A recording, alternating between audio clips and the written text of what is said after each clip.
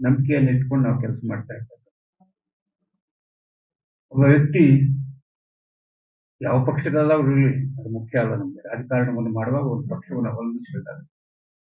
ಆದರೆ ವ್ಯಕ್ತಿ ಹೇಗೆ ನಡ್ಕೊಂಡ ಜನರ ಮುಂದೆ, ಜನರ ಮಧ್ಯದಲ್ಲಿ ಹೇಗಿದ್ರು, ಏನನ್ನ ಸಾಧಿಸಿದ್ರು, ಏನನ್ನ ನಮ್ಮ ಮಂಡ್ಯಕ್ಕೆ ಕೀರ್ತಿಯನ್ನು ತಂದುಕೊಟ್ರು, ರಾಷ್ಟ್ರದ ಮಟ್ಟದಲ್ಲಿ, ರಾಜ್ಯದ ಮಟ್ಟದಲ್ಲಿ ಕೆಲಸ ಮಾಡಿ ಏನು ಕೀರ್ತಿಯನ್ನು ತಂದುಕೊಟ್ರು ಮಂಡ್ಯಕ್ಕೆ. ಮಂಡ್ಯ ತುಂಬಾ ಹೆಮ್ಮೆಯಿಂದ ಪಡಬೇಕಾಗಿರ್ತಕ್ಕಂಥ ಕೆಲಸಗಳನ್ನು ಏನು ನಮ್ಮಂತಹ ಸಂಸ್ಥೆಗಳು ಮಾಡಬೇಕು.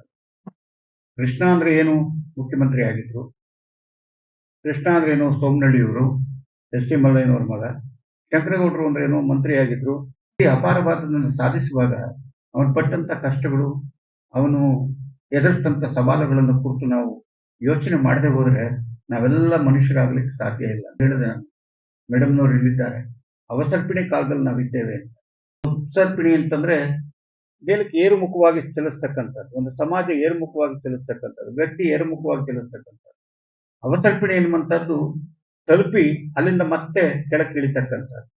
ನನಗನ್ಸುತ್ತೆ 50 ವರ್ಷದ ನನ್ನ ಜೀವನದಲ್ಲಿ ಒಂದು ಕಾಲಕ್ಕೆ ಏನಾದ್ರೂ ಒಂದು ಸೆಮಿನಾರ್ ಮಾಡ್ತೇವೆ ಅಂತ ಹೇಳಿದ್ರೆ ಅದಕ್ಕಿಂತ ಹಿಂದೆ ನಮಗೆ ಮಹಾರಾಜಸ್ ಕಾಲೇಜಿನ ನೆನಪನ್ನು ತಂದುಕೊಟ್ರೆ, ಒಂದು ವಿಚಾರ ಸಂಕಿರಣ ನಡೆಸ್ತಾರೆ ಅಂತಂದ್ರೆ ಅಲ್ಲಿ senior B R junior B ತುಂಬಿ ತುಡುಕ್ತಾ ಇತ್ತು. ವಿದ್ಯಾರ್ಥಿಗಳಿಗೆ ಸ್ಥಳ ಇರಲಿಲ್ಲ ಅನ್ನುವಂಥದ್ದನ್ನು ಮಾನ್ಯ ಎಚ್ ಕೆ ರಂಗನಾಥ್ ಅವರು ತಮ್ಮ ಪುಸ್ತಕದಲ್ಲಿ ಬರ್ತದೆ. ನಾನು 74ರ ಸಂದರ್ಭದಲ್ಲಿ, 75ರ ಸಂದರ್ಭದಲ್ಲಿ ಎಲ್ಲ ಕೆಲಸಗಳನ್ನು ಪ್ರಾರಂಭ ಮಾಡಿದಾಗ ಎಲ್ಲ ಹಾಲುಗಳು ಕೂಡ ತುಂಬಿ ಕರ್ನಾಟಕ ಸಂಘ ನಾವು ಯಾರು ಕೇಳಲಿ ಎಂದು ನಾವು ಹಾಡುವುದಿಲ್ಲ, ಯಾರು ಬರಲಿ ಎಂದು ನಾವು ಕೆಲಸವನ್ನು ಮಾಡೋದಿಲ್ಲ, ಇಂತಹ ನೆನಪಿನ ಕಾರ್ಯಕ್ರಮಗಳನ್ನು ಮಾಡ್ತಾ ಹೋಗ್ತಾರೆ.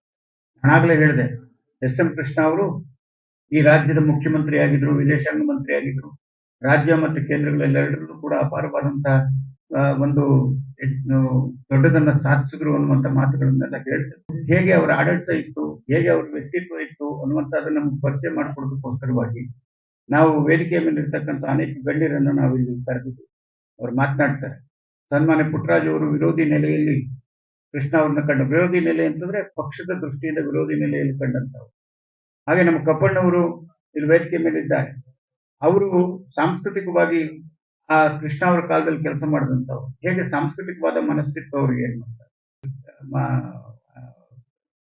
ಕಮರ್ಷಿಯಲ್ ಟ್ಯಾಕ್ಸ್ ಜಾಯಿಂಟ್ ಡೈರೆಕ್ಟರ್ ಆಗಿ ಕೆಲಸ ಮಾಡಿದಂಥವ್ರು ಕೃಷ್ಣ ಅವರ ಕಾಲದಲ್ಲಿ.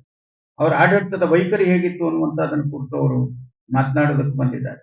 ಹಾಗೆ ನಮ್ಮ ರಮೇಶ್ ಅಡ್ವೊಕೇಟ್ ಅವರು, ಅವರ ರಮೇಶ್ ಜೇರಳ್ಳಿ ಅವರು ಈ ಮಂಡ್ಯದ ನೆಲೆಯಲ್ಲಿ ಮಂಡ್ಯ ರಾಜಕಾರಣಕ್ಕೂ ಅವ್ರಿಗೂ ಇದ್ದಂಥ ಸಂಬಂಧ ಏನು ಅನ್ನುವಂಥದ್ದನ್ನು ಕುರಿತು ಮಾತಾಡ್ತಾರೆ.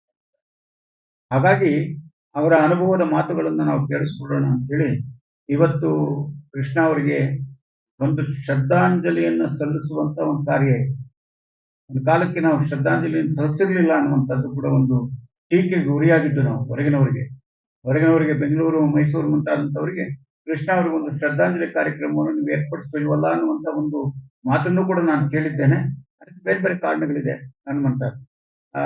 ಆದ್ರೆ ಇವತ್ತು ಅದನ್ನ ಒಂದು ಶ್ರದ್ಧಾಂಜಲಿಯನ್ನು ಸಲ್ಲಿಸುವ ರೀತಿಯಲ್ಲಿ ಕೂಡ ಇಟ್ಕೊಂಡು ಇವತ್ತು ಕೃಷ್ಣ ಅವರನ್ನ ನೆನ್ಕೊಳ್ತಕ್ಕಂಥ ಕಾರ್ಯವನ್ನ ಈ ವರ್ಷದಿಂದ ಪ್ರಾರಂಭ ಮಾಡಿದ್ದೇವೆ. ಈ ವರ್ಷದಿಂದ ಒಂದು ಪ್ರಶಸ್ತಿಯನ್ನು ಪ್ರಾರಂಭ ಮಾಡಿದ್ದೇವೆ. 1 ಲಕ್ಷ ರೂಪಾಯಿಗಳ ಪ್ರಶಸ್ತಿಯನ್ನು ಕೊಡಬೇಕು ಅನ್ನುವಂತ ಒಂದು ಇಚ್ಛೆ ನಮ್ದಿದೆ. ಆದ್ರೆ ನಮ್ಮ ಸಾಮರ್ಥ್ಯ ಈ ವರ್ಷಕ್ಕೆ 50,000 ರೂಪಾಯಿಗಳ ಪ್ರಶಸ್ತಿಯನ್ನ ರಾಜಕಾರಣ ಮತ್ತು ಸಂಗೀತ ಮತ್ತು ಕ್ರೀಡೆ, ಇವು 3 ಅವರಿಗೆ ತುಂಬಾ ಪ್ರಿಯವಾದಂತ ಕ್ಷೇತ್ರಗಳು. ಸಂಗೀತ ಅಂತಂದ್ರೆ ಅವರು ಮಡ್ರಾಸ್ಗೆ ಹೋಗ್ತಾ ಇದ್ದು ನಿಮ್ಗೆಲ್ಲ ಬಹಳ ಜನಕ್ಕೆ ಗೊತ್ತಿದೆ. ಅವರು ಅಲ್ಲಿ ಹೋಗಿ ಅಲ್ಲಿ ಸಂಗೀತ ಸಮ್ಮೇಳನದಲ್ಲಿ ಭಾಗವಹಿಸ್ತಾ ಇದ್ರು.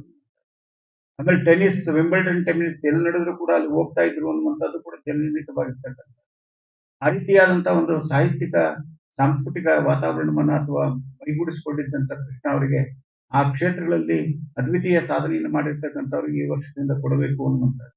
ಈ ವರ್ಷ ರಾಜಕಾರಣಿ ಒಬ್ಬರಿಗೆ ಕೊಡ್ತಾ ಇದ್ದೇವೆ. ರಾಜಕಾರಣವನ್ನ ದೂರ ಇಟ್ಟು ನಾವು ಯಾರು ಕೂಡ ಕೆಲಸ ಮಾಡ್ಲಿಕ್ಕೆ ಸಾಧ್ಯ ಇಲ್ಲ. ರಾಜಕಾರಣ ಅನ್ನುವಂಥದ್ದು ಒಂದು ಅಧಿಕಾರದ ದಂಡ. ರಾಜಕಾರಣಿ ಅಂತವನು ದಂಡವನ್ನು ಹಿಡಿದು ಕೆಲಸವನ್ನು ಮಾಡ್ತಕ್ಕಂಥವನು.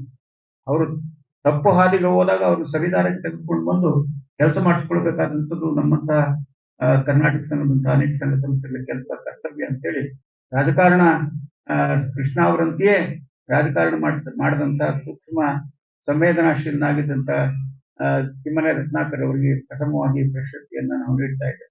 ಅದೆಲ್ಲ ಅನಂತರ ಆಗ್ತದೆ. ಮತ್ತೆ ಕೃಷ್ಣ ಅವರಿಗೆ ತುಂಬಾ ಆ ಆಸಕ್ತಿಯ ಕ್ಷೇತ್ರವಾಗಿದ್ದಂತ ಸಂಗೀತ ಕ್ಷೇತ್ರದಲ್ಲೂ ಕೂಡ ಮಧ್ಯಾಹ್ನ 2:30ಯಿಂದ 4 ಗಂಟೆವರೆಗೆ ಮೈಸೂರಿನ ಅಂತಾರಾಷ್ಟ್ರೀಯ ಮಟ್ಟದ ಕಲಾವಿದರಾಗಿರ್ತಕ್ಕಂಥ ಆ, ಶ್ರೀನಾಥ್ ಅವರು ಒಂದು ಶಾಸ್ತ್ರೀಯ ಸಂಗೀತದ ಕಾರ್ಯಕ್ರಮವನ್ನು ನಡೆಸ್ತಾ ಇದ್ದಾರೆ. 4 ಗಂಟೆಗೆ ಪ್ರಶಸ್ತಿ ಪ್ರದಾನ ಸಮಾರಂಭ ಆಗ್ತದೆ. ಇವತ್ತು ವೇದಿಕೆಯ ಮೇಲೆ ನಮ್ಮ ಕರೆಗೆ ಹೋಗ್ಬಿಟ್ಟು